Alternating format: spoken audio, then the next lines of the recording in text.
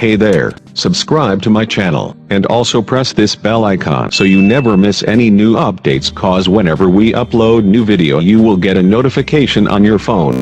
The test is in 4 parts, Part 1, Part 2, Part 3, and Part 4. Now look at Part 1. Part 1. You are going to listen to a conversation between two friends who are discussing the organization of a party. As you listen, answer the questions.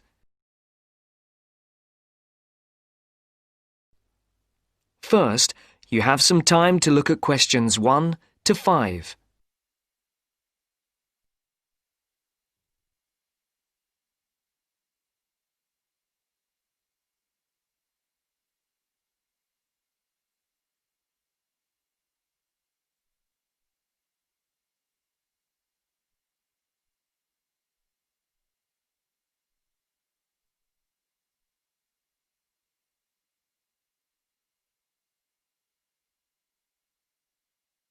Now the test will begin.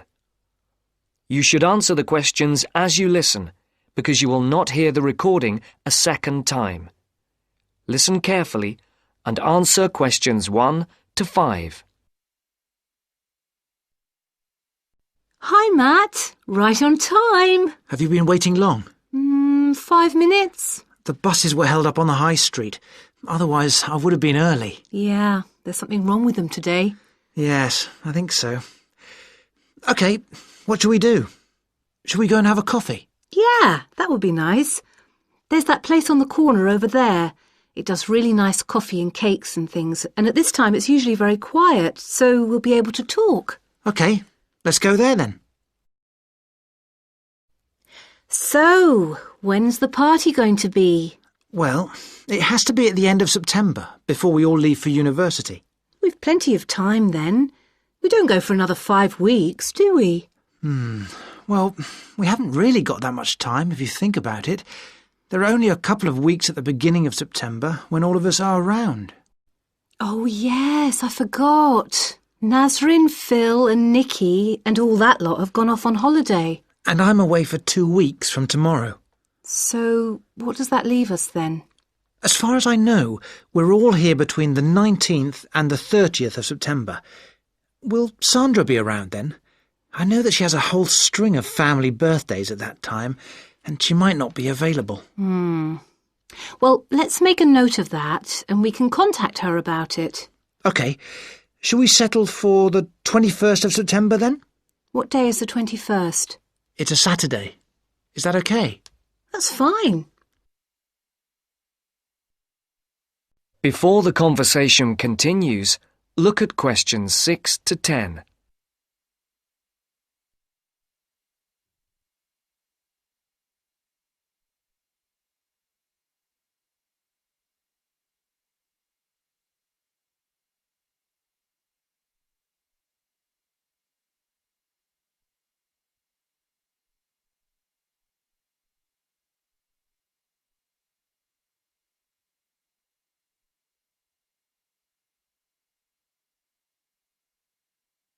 As you listen to the second part of the conversation, answer questions 6 to 10.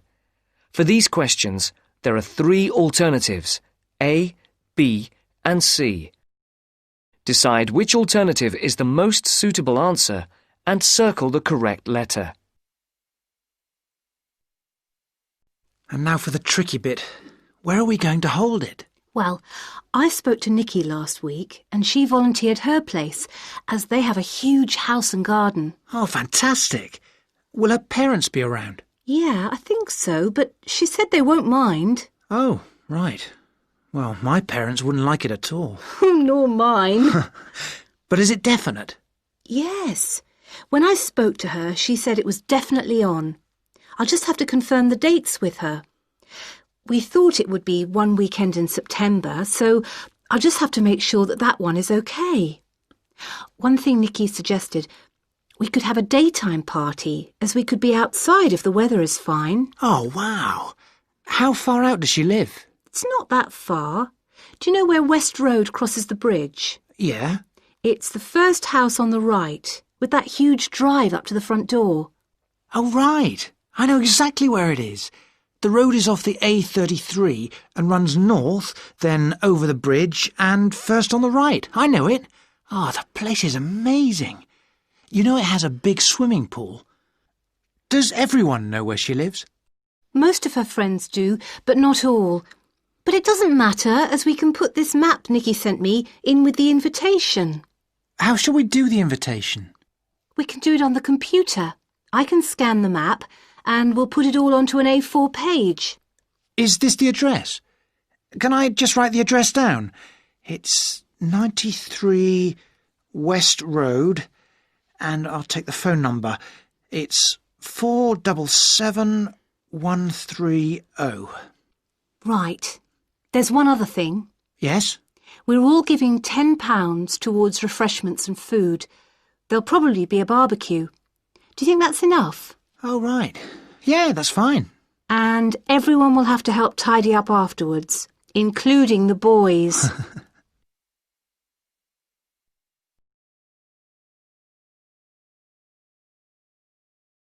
That is the end of part 1. You now have half a minute to check your answers.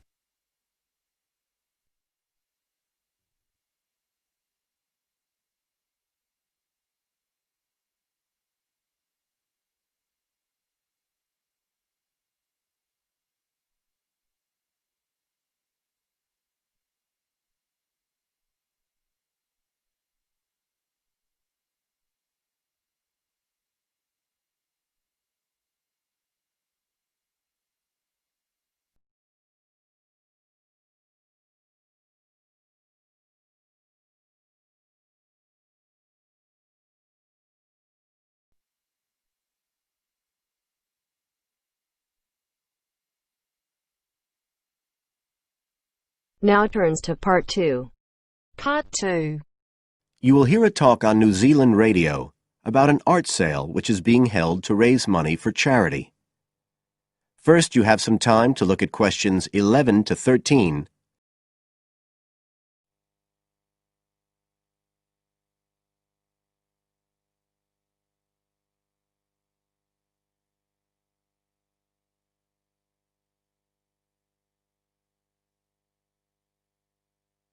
Now listen carefully and answer questions 11 to 13.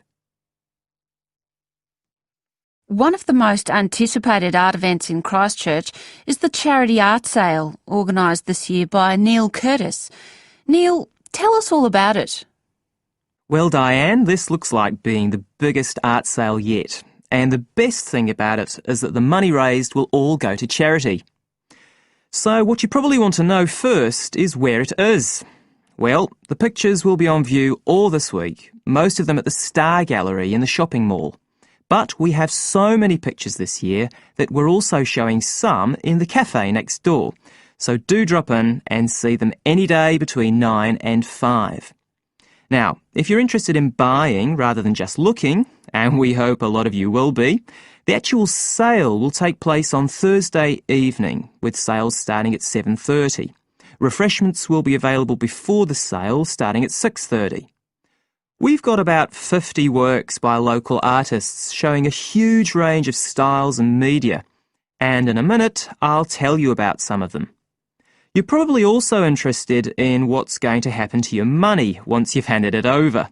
Well, all proceeds will go to support children who are disabled, both here in New Zealand and also in other countries. So you can find an original painting, support local talent, and help these children all at the same time.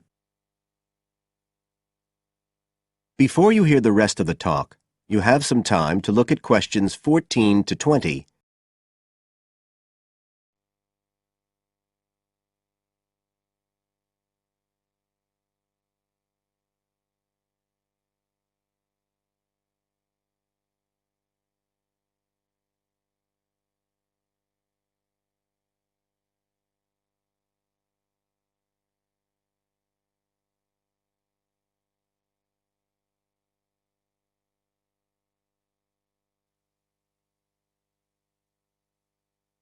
Now listen and answer questions 14 to 20.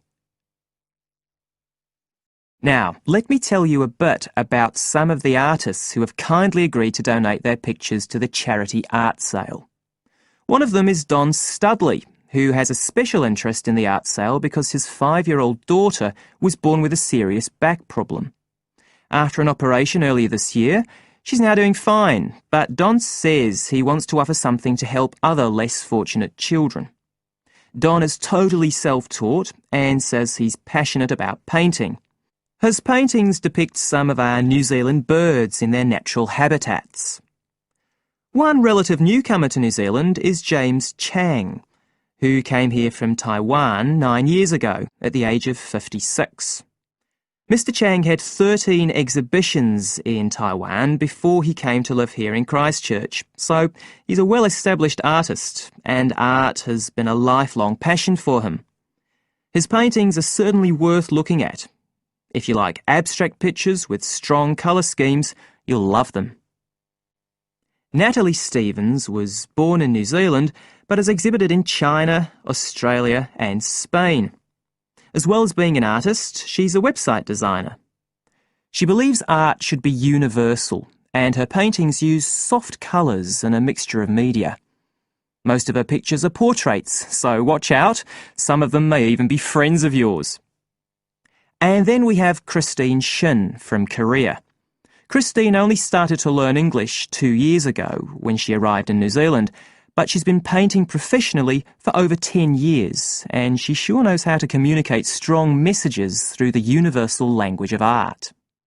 She usually works from photographs and paints delicate watercolours, which combine traditional Asian influences with New Zealand landscapes, giving a very special view of our local scenery. Well, that's all I have time to tell you now, but as well as these 4, there are many other artists whose work will be on sale, so do come along on Thursday. We accept cheques, credit cards or cash. And remember, even if you don't buy a picture, you can always make a donation. That is the end of part 2. You now have half a minute to check your answers.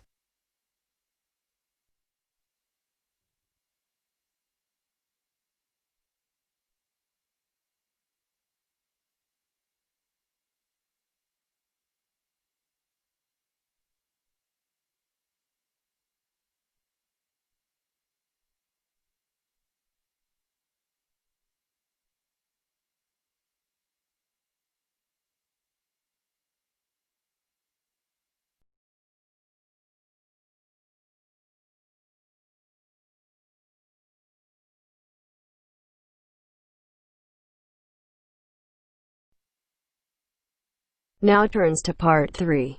Part 3. Making the decision to stop is just the first step. Yet if you follow these guidelines, no matter how tough it may be to begin with, rest assured. First, you have some time to look at questions 21 to 26.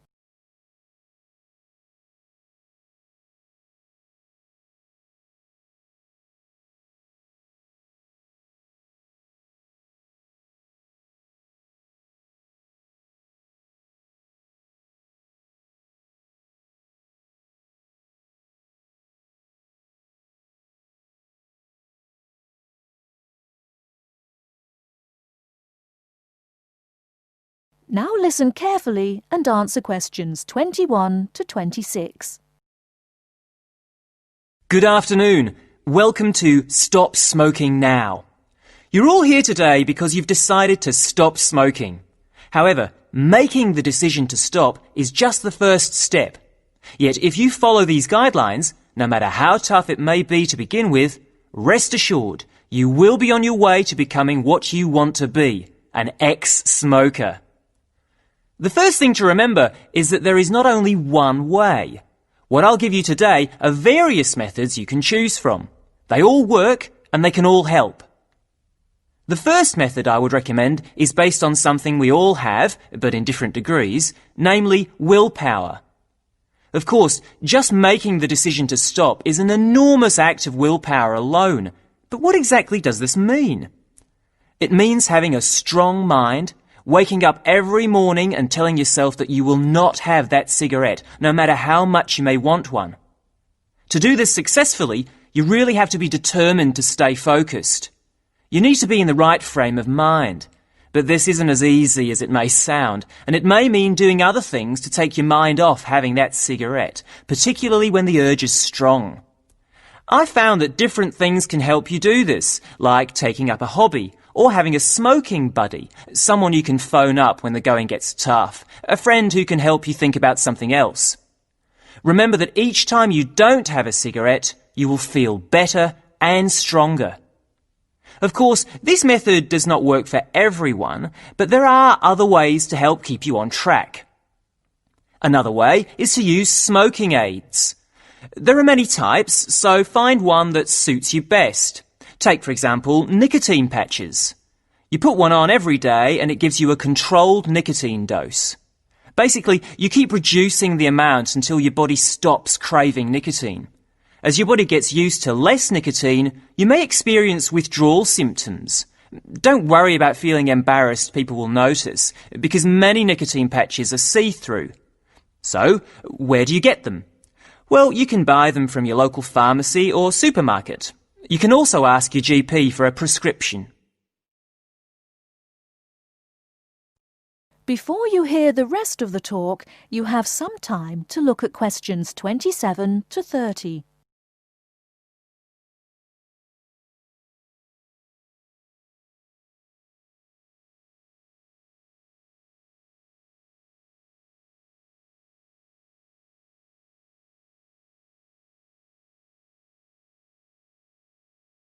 Now listen and answer questions 27 to 30. Another method that is becoming more popular is alternative therapies. Giving up smoking is not only difficult for your body, but also your mind, as the emotional stress can be really severe. One therapy that springs to mind is acupuncture. This can help you relax, calm you down, making you much more likely to want to give up. Acupuncture usually lasts between 50 to 90 minutes. As your body and mind become stronger, you should need fewer sessions. The good thing about acupuncture is that it takes harmful toxins caused by smoking out of your body. And I'm sure you'll all like this, it does not increase your appetite. So giving up smoking using this method means you won't put on weight. It can take as few as 5 acupuncture sessions to cure you, but of course this depends on the type of person you are. I suppose one of the biggest advantages of using this method is that there are almost no withdrawal symptoms because it works from the inside. What I mean by this is that acupuncture takes away your wanting to smoke, and this feeling, on top of the feeling of calmness, stays with you after the treatment is over. At the end of the day, it doesn't really matter which method you choose. What's important is that you make the decision and then stick to it no matter what. If you give up, think of the money you'll be saving. There is no better time to start than today. You can kick the habit for good. That is the end of part 3. You now have half a minute to check your answers.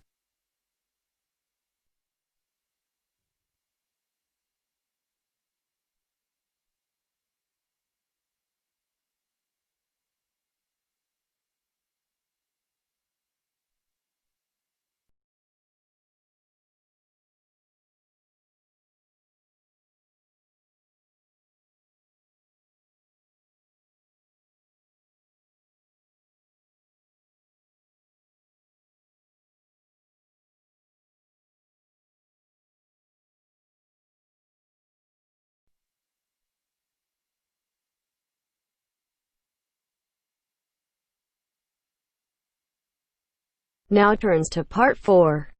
Part 4. You will hear part of a careers advice talk on working freelance. First, you have some time to look at questions 31 to 40.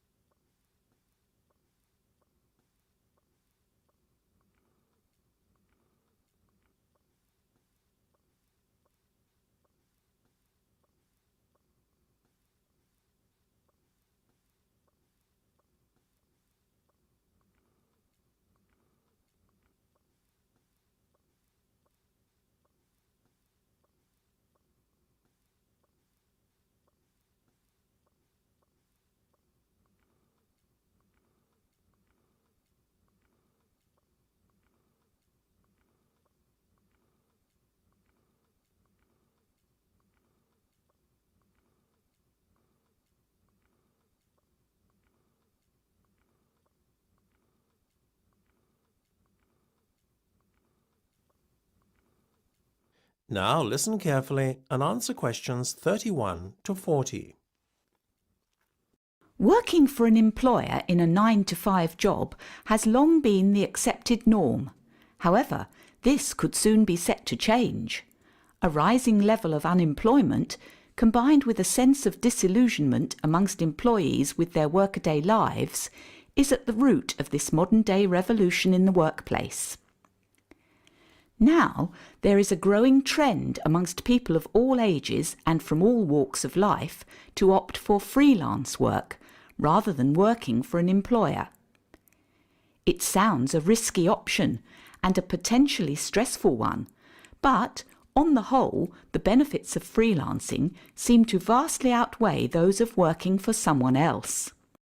In fact, recent research has shown that those who quit their jobs to work for themselves are the country's happiest and most productive workers. A study conducted by Dr. Jonathan Sapsed from Brighton University's Business School, in conjunction with the Arts and Humanities Research Council, looked at a total of 304 freelancers who were pursuing a range of professions in southern England. They found that, far from struggling to get by, many were not only doing well but excelling in their new professions. So, what are the advantages of freelancing? Well, there are many. One of the most obvious benefits is not having to be answerable to a boss and having to face criticism or unfair demands. In addition, not being based in an office or shared workplace with competitive or difficult colleagues is another bonus. But what is probably the most attractive pull of working freelance is the freedom to determine your own work schedule. You are no longer at the mercy of a timetable dictated to you by your employer. If you have family commitments, these can easily be fitted around your working hours. Furthermore, if you have an off day one day, it's easy to make up time another day without having to face your employer's wrath when you are being less productive than usual. Those who work in creative and digital industries stand to benefit most from working freelance. In these fields, workers are at liberty to choose their ideal working location, as they are not restricted to working in a set place. It really is an ideal lifestyle that many would aspire to if they were more aware of the options available to them. Lastly, to add to an already convincing list of benefits from doing freelance work, there is the financial reward. Freelancers typically work a 38-hour week and earn a median wage of £43,000, well above the national average of £25,000, and are happier than other workers. It seems that people are now catching on to the myriad benefits that come with working as a freelancer. Currently, there are about 31 million people in work in Britain, and already 4.6 million are self-employed, thereby displaying the vitality of the freelance economy. In fact, so popular is freelancing becoming that it has even been suggested that the government needs to devise a new tax and other policies to support freelancers. Freelancing would seem to be the future of employment and the way forward.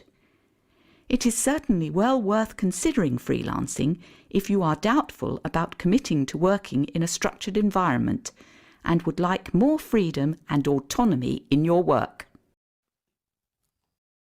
That is the end of part 4. You now have half a minute to check your answers.